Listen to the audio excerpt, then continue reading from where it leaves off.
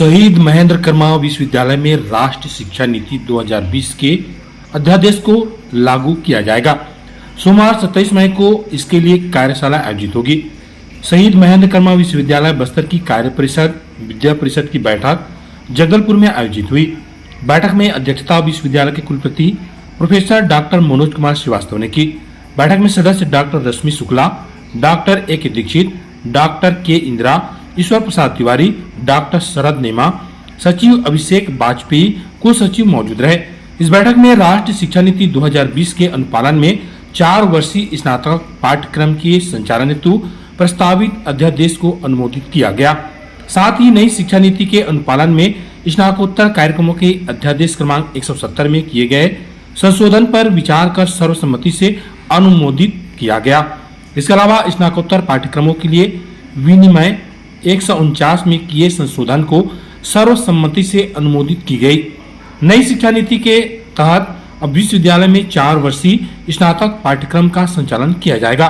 नई शिक्षा नीति का उद्देश्य बिना किसी भेदभाव के प्रत्येक व्यक्ति को बढ़ने और विकसित होने के लिए एक समान अवसर प्रदान करना है तथा विद्यार्थियों में ज्ञान, कौशल, बुद्धि और आत्मविश्वास का सृजन कर उनके दृष्टिकोणों का विकास करना है। इसी के तहत राष्ट्रीय शिक्षा नीति 2020 पर एक दिवसीय कार्यशाला आगामी सोमवार 27 मई को धर्मपुरा स्थित काकतीय महाविद्यालय में आयोजित होगी। राष्ट्रीय शिक्षा नीति सत्र 2024-25 से लागू करने का राज्य सरकार का फैसला है और इस फैसले के अनुसार राज्य के सभी विश्वविद्यालय और महाविद्यालय अब राष्ट्रीय शिक्षा नीति के अनुरूप ही ग्रेजुएशन की पढ़ाई अपने छात्रों को कराएंगे और डिग्री भी राष्ट्रीय शिक्षा नीति के अनुरूप ही प्रदान की जाएगी।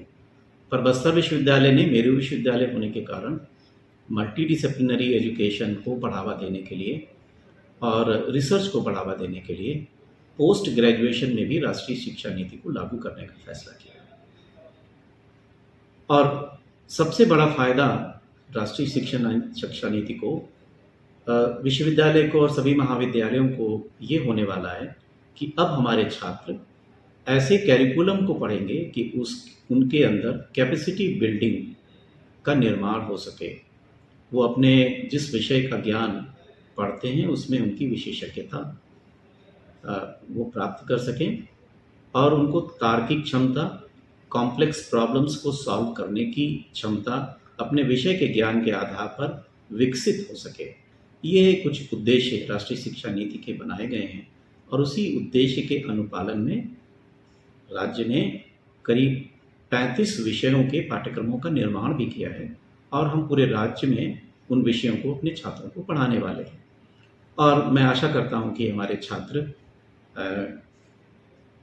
अगर राष्ट्रीय शिक्षा नीति के अनुरूप डिग्री जो प्राप्त करेंगे वो डिग्री दिल्ली विश्वविद्यालय या अन्य बहुत बड़े बड़े जो विश्वविद्यालय हैं उनके विश्वविद्यालयों में पढ़ने के बाद छात्रों के बराबर इनमें ज्ञान की क्षमता होगी और ऐसा ही उद्देश्य राज्य सरकार ने निश्चित किया है। सर, ये कार्यशाला कब होने वाली है यहाँ पे? कार्यशाला भी 27 मई को आयोजित की जा रही है जिसमें राज्य की ओर से कुछ विशेषज्ञ होंगे, हमारे अपने विश्वविद्यालय के विशेषज्ञ होंगे और सभी प्राचार्यों को और शिक्षकों को हम ट्रेनिंग देने वाले हैं कि राष्ट्रीय शिक्षा नीति के अनुसार कैसे पढ़ाया जाए।